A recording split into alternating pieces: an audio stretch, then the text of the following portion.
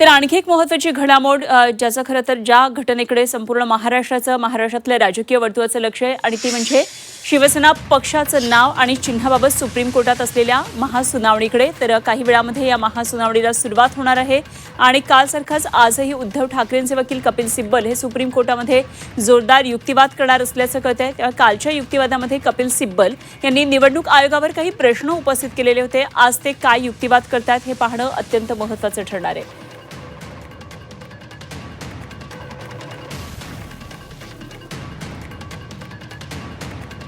तर आमचे प्रतिनिधी या संपूर्ण घडामोडीवर लक्ष ठेवून आहेत। कोर्टातल्या महासुनावणी संदर्भात आणखी सविस्तर चर्चा करूया। त्यासाठी माझे दोन सहकारी आपल्याबरोबर जोडले गेलेले आहेत, कृष्णात पाटील आणि गोविंद तुपे। सगळ्यात आधी आपण गोविंदचा मुद्दा पूर्ण करून घेऊया। काही वेळापूर्वी गोविंद, आपण काल नेमकं सुनावणीमध्ये काय झालं या संदर्भात चर्चा करत होतो।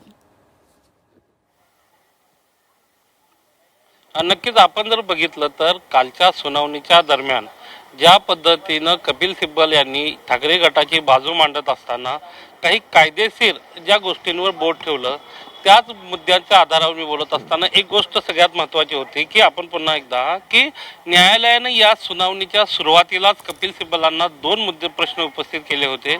एक तर तुमचा जो पक्ष आहे तो लोकशाहीच्या मार्गाने चालत नाही, संविधानिक मार्गाने चालत नाही, आणि दुसरा प्रश्न उपस्थित केलेला होता की तुमच्याकडे कायदेशीर डिफेन्स काय आहे। आणि याच अनुषंगानं बोलत असताना कपिल सिब्बल यांनी केंद्रीय निवडणूक आयोगाने कशा पद्धतीने या ठिकाणी सोयीचा अर्थ लावून या ठिकाणी निर्णय दिला याबाबतची जी भूमिका कपिल सिब्बलांनी मांडली, त्याच्यामध्ये सगळ्यात महत्त्वाचं म्हणजे कपिल सिब्बल म्हणाले की केंद्रीय निवडणूक आयोगाचा जो निकाल आहे तोच नियमबाह्य आहे, तो चुकीचा आहे आणि त्यांना अशा पद्धतीचा निर्णय देण्याचा अधिकार नाहीये।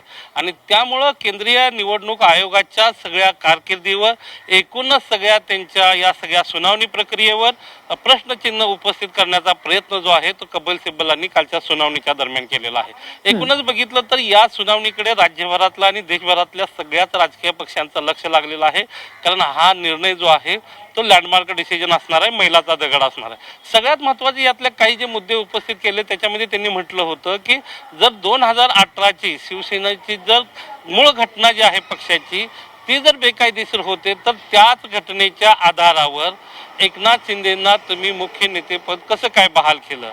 आणि सगळ्यात महत्त्वाचं म्हणजे ज्या वेळेला 1989ला शिवसेना पक्षाची स्थापना झाली, नोंदणी झाली केंद्रीय निवडणूक आयोगामध्ये, आणि 1999ला शिवसेना पक्षानं केंद्रीय निवडणूक आयोगाकडे आपली ऑफिशियल घटना दिली, आणि ती ज्या वेळेला घटना दिली त्या घटनेमध्ये शिवसेनेत मुख्य नेतेपद असं कुठलाही तरतूद नव्हती। आणि त्यावेळेला शिवसेना प्रमुख जे होते ते बाळासाहेब ठाकरे होते।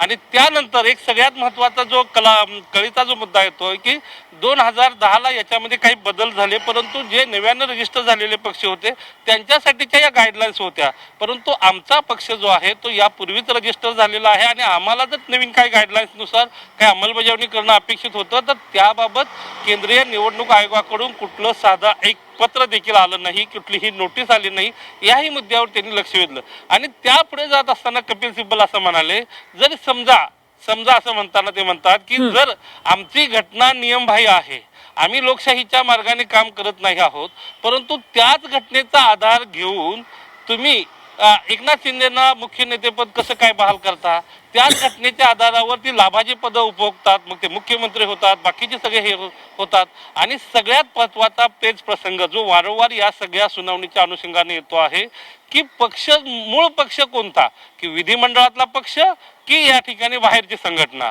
हा जो मूळ प्रश्न आहे। आणि त्या प्रश्नाच्या अनुषंगानं बाहेरची जी संघटना आहे म्हणजे मग जिल्हाध्यक्ष असतील, तालुका अध्यक्ष असतील, वार्ड अध्यक्ष असतील किंवा शाखा प्रमुख असतील, अशी जी काही पक्षाची जी काही रचना आहे आणि या रचनेच्या पलीकडे जाऊन विधिमंडळातली एक वेगळी रचना आहे, तर ही पक्षाची रचनेऐवजी विधिमंडळातला पक्ष म्हणजेच मुख्य पक्ष अशा पद्धतीचं मानून त्या ठिकाणी निवडणूक आयोगानं जो निर्णय दिला त्याच निर्णयाला या ठिकाणी त्यांनी आव्हान दिलेलं आहे।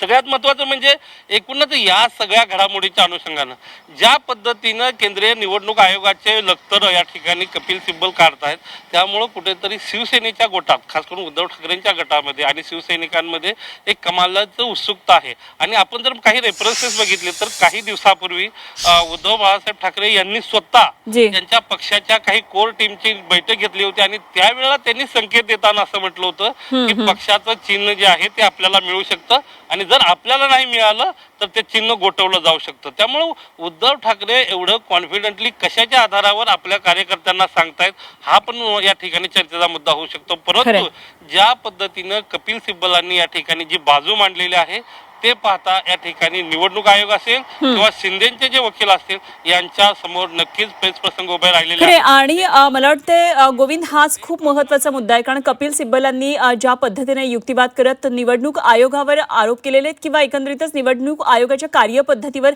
जिथे जिथे बोट ठेवलेले आहेत त्या संदर्भात आता शिंदेचे वकील नेमके काय युक्तिवाद करतात हे बघणं खूप महत्त्वाचं ठरणार आहे. कृष्णात पाटील आमचे प्रतिनिधी आपल्याबरोबर जोडले गेलेत. कृष्णात, आत्ताच गोविंदने काही महत्त्वाच्या मुद्द्यांचा उल्लेख केला, त्यामध्ये त्यांनी 10व्या अनुसूचीनुसार विधिमंडळाचा अध्यक्षाचा जो आमदारांना अपात्र करण्याचा जो अधिकार असतो त्या संदर्भात सुद्धा ते बोललेले आहेत. खरं तर निवडणूक आयोगाकडे हा सगळा मुद्दा गेला आणि त्यावेळी निवडणूक आयोगाच्या सुनावणीवर न्यायालयानं स्थगिती द्यावी अशी मागणी ठाकरे गटाकडून केलेली होती. मात्र आयोगाच्या सुनावणीवर स्थगिती दिली नाही, तर निवडणूक आयोगाला कुठलाही अधिकार नव्हता हे सगळं करण्याचं असं त्यांचं म्हणणं होतं. एकंदरीतच निवडणूक आयोगाच्या नक्कीच अनुपमा, कारण 10व्या अनुसूची म्हणजे 10th शेड्यूल नुसार जो पक्षातील उभी फूट जी आहे ती लक्षात घेणं गरजेचं होतं. कारण 10th शेड्यूलमध्ये पाहिलं गेलं तर 2/3पेक्षा अधिक लोकप्रतिनिधी म्हणजे आमदार असतील, खासदार असतील यांनी जर पक्ष सोडला आणि त्यांनी दुसऱ्या पक्षामध्ये ते मर्ज झाले तर मग त्या संदर्भातला 10th शेड्यूल किंवा पक्षांतरबंदी कायदा जो आहे तो लागू येत नाही. परंतु या ठिकाणी थेटपणे यांनी मूळ पक्षावरच दावा केलेला आहे, मूळ पक्षाच्या चिन्हावरच दावा केलेला आहे